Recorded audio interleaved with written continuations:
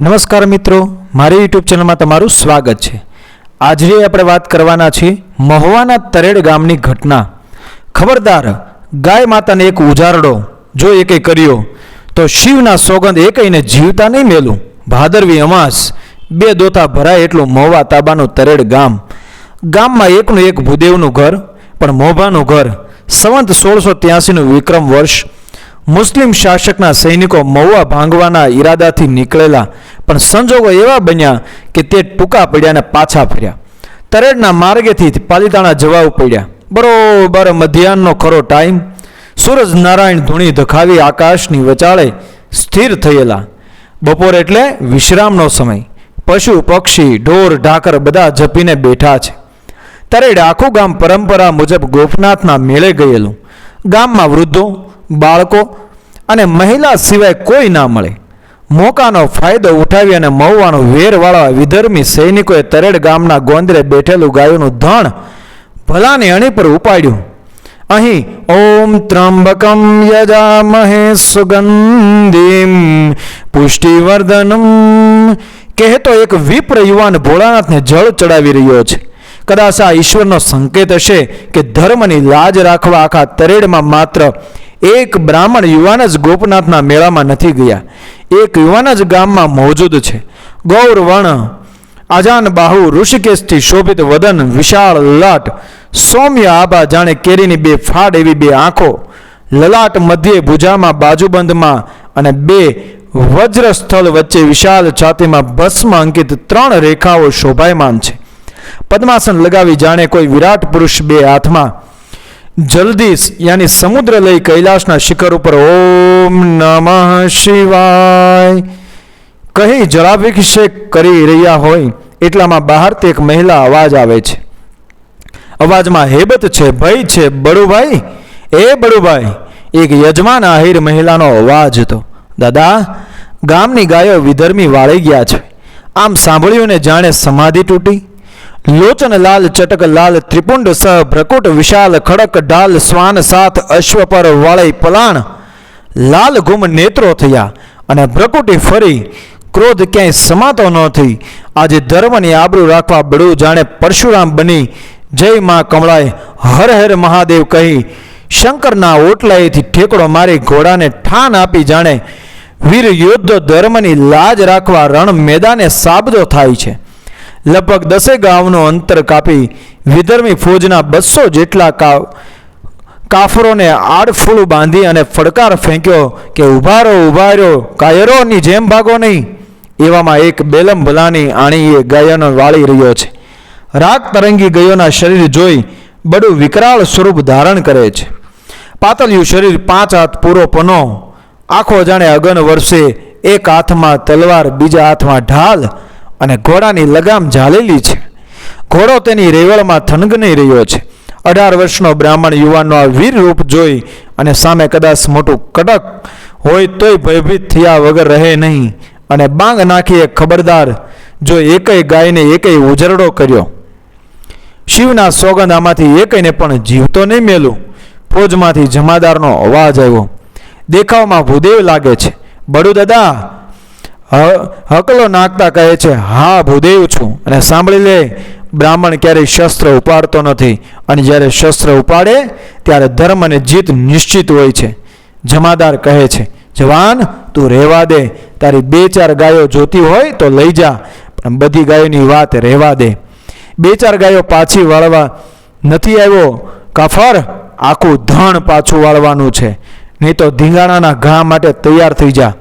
સરદાર, તારી 18 વર્ષની બાલિશ ઉંમર છે। બ્રાહ્મણ, ધીંગાણું ખેલવું તે તારું કામ નહીં। સંભાળતા જ રોમ રોમમાં ક્રોધાગ્નિ ભભૂકી સાવધાન કહી બંડુરાજે ઘોડાને લગામ ખેંચી। પવન વેગી ઘોડો દુશ્મનના કડકની મધ્યમાં કૂદી જાય છે। તલવાર ઉઠાવી જાણે વીરભદ્ર સડસડાટ ફોજ સામે ઘસમસતો મહાદેવ હર કહી તલવારનો ઘા કરે અને એક ઝાટકે દુશ્મનનું માથું હેઠું નાખે। જય કમલાએ કમળા કહી ને ખડક ઝાટકો મારે, પણ જનોય વઢ ઘા દુશ્મન ગઢના 2 ઘટકા કરે। બટાજટી અને ઝીકી બંડુરાજ 200 જેટલા ખુંખાર બેલમો વચ્ચે એકલો ભારે પડી રહ્યો છે। યુદ્ધ રક્તરંગી બનતું જાય છે. અવની ઉપર અંધારા ઓળા હવે ઉતરવા લાગ્યા. ડુંગરાની ટોશેથી અંધારું ઉગવા લાગ્યું. પણ એકલો ભડવીર કોઈને દા નથી દીધો. હાથમાં તલવાર રમ રમ રમ રમ એવી રીતે રમી રહી છે જાણે ગગનમાં બે વાદળો અથડાય ને વીજળીના ચમકારા થતા હોય. અંધારામાં તલવારના ઝબકારા જાણે દમ કે દામીની જેમ તેગ. વાહ રે બડુ વાહ, વાહ બાપ વાહ રે તારી તલવારી. ખમા બાપ ખમા તને ઘણી ખમાના ખમકારા. ડુંગરેથી કમલાય કરતી અને બંડુને શુરાતન ચડતું. સમા પગ પક્ષે દુશ્મનો મૂંઝણા. લગભગ 150 કા આ રીતે કાપી નાખ્યા. આજે જાણે કે શિવ તાંડવ કરતા હોય તેવા પ્રલયના ભણકારા દુશ્મનોને વાગી રહ્યા છે. માતરીની નાળમાં હાકોટા હાકલા, પડકારાને ઝીકા ઝીકી બોલી. દાદાનો શ્વાન અને ઘોડો પણ જાણે દેવમુનિ હતા. દુશ્મનોના ઘોડાને બટકું ભરી શ્વાન નિશાન ચૂકવાડી દેતો. એવામાં 20 જેટલા વધેલા બેલમોને વાતને પારખી લે છે કે જ્યાં સુધી અશ્વ અને શ્વાન જીવિત ત્યાં સુધી યુદ્ધમાં આ જવાનને જીતી નહીં શકાય. જો આ રીતે જ ધીંગાણું હાલ્યું તો આપણી લાશો પણ સરદારને નહીં મળે. પ્રથમ દાદાના શ્વાન પર પ્રહાર કરીને વધ કર્યો. હવે બેલમાં એક કારસો રચે છે. માતરીની નાળમાં એક ભેખડની આડશ લઈ સંતાય છે. બડુદાદાને તે ભેખડ પાસેથી પસાર થયા અને તે જલીમોએ દાદાના ઘોડને તલવાર પર તલવારના વાર કરી વીંધી નાખ્યો. ઘોડો પાડતાની સાથે દાદા ભેખડમાં ગબડવા લાગે છે. મોકાનો ફાયદો ઉઠાવી બેલમોએ દાદાના મસ્તક પર પ્રહાર કરી મસ્તકને ધડથી અલગ કર્યું અને થયો કેવો કાળો કેર. કાં થઈ નહીં માં તું ભેર. પણ આ તો ધર્મ યુદ્ધ હતું અને યોદ્ધો પણ વીર હતો. હવે મસ્તક વગરનું ધડ ઊભું થયું. તલવાર લે વાયુના વેગ ટૂંકા પડે, પ્રકાશની ગતિ પાંગળી પડે તેવા વેગથી દુશ્મન ભણી દોટ લગાવી. માતરીની નાળથી વીરપુરના પાદર સુધી 1.5 યાની 1.5 કિલોમીટરનું અંતર કાપી માથા વગરનું ધડ દુશ્મનને આંબી લે છે. દુશ્મનોને કશું સમજાતું નથી કે આ શું? આ કોઈ માનવ નહીં પણ દેવ હોવા જોઈએ. અડધા ભયની હેબતમાં મર્યા અને અડધાને દાદાને ખતમ કરી દીધા. પછી વીરપુરના પાદરમાં વીરપુરુષ હંમેશની માટે વીર પથારીમાં પોઢી જાય છે. બડુ દાદાની વીરગતિના સમાચાર હજુ તરેડ મળ્યા નથી. લગભગ મધ્યરાત્રિએ ગોપનાથના મેળેથી આવેલા ગામના વડીલોને સમાચાર મળે છે કે ગામની ગાયોનું ધણ મુસલમાનો વાળી ગયા. ગોરનો યુવાન બડુરાજ એકલો જ ગયો ને બચાવી વહાલી નીકળ્યો છે. આ સમાચાર મળતા બડુ દાદાના બહેન અને બીજી જીવની માનેલી બહેન આહિરની દીકરી બંને બહેનો અને ગામના વડીલો રાતના બડુભાઈની ગોત માટે નીકળી જાય છે. તેવામાં વીરપુર મુકાવેથી સમાચાર મળે છે કે બડુરાજ ધીંગાણામાં કામ આવી ગયા. તરેડ દાબામાં આક્રંદ છવાઈ ગયો. ધરતી માતા સનાટાની ચાદર ઓઢીને સુનમુન બન્યા છે. આજે તરેડના યજમાન આહીરો દુઃખથી વ્યાકુળ છે, કારણ કે તેમના કુળગોળનો યુવાન આજે શહીદ થયા છે. વીરપુરથી દાદાના દેહને તરેડ લાવે છે. દાદાની બંને બહેનો બડુ દાદાની સાથે સતી થવાની જીદ કરે છે કે પહેલાં અમારી ચિતા સળગે અને પછી બડુભાઈની તે દૂસે. તરેડમાં 3 ચિતા એક સાથે સળગી. એક બડુરાજ અને બંને સતી બહેનની. આજે પણ બડુદાદાની 2 બહેનો કામલિયા ગોર શાખના બ્રાહ્મણ અને આહીરોમાં પૂંજાય છે. ખીર રીટલીના તેમના નૈવેદ્ય થાય છે. ભાદરવી અમાસ આજે બડુદાદાનો નિર્વાણ દિવસ છે. આમ તો વીરગતિએ નિર્વાણ નથી. વીર પુરુષ સગી ક્યારેય મારતા નથી.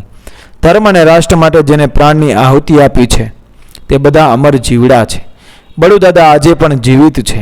મારા ને તમારા હૃદયમાં આજે પણ પૂરી શ્રદ્ધાથી દાદાને અરજ કરો તો એક પડકારો કાને અફળાય છે કે મૂંઝાતો નહીં, હું તારી સાથે છું. ઇતિહાસમાં પણ ખૂબ ઓછા એવા દાખલા છે કે ધડથી મસ્તક જુદું થાય અને ધડ દુશ્મનોનો ખાત્મો કરે. આમાં વિજ્ઞાનની કોઈ પુષ્ટિની જરૂર નથી.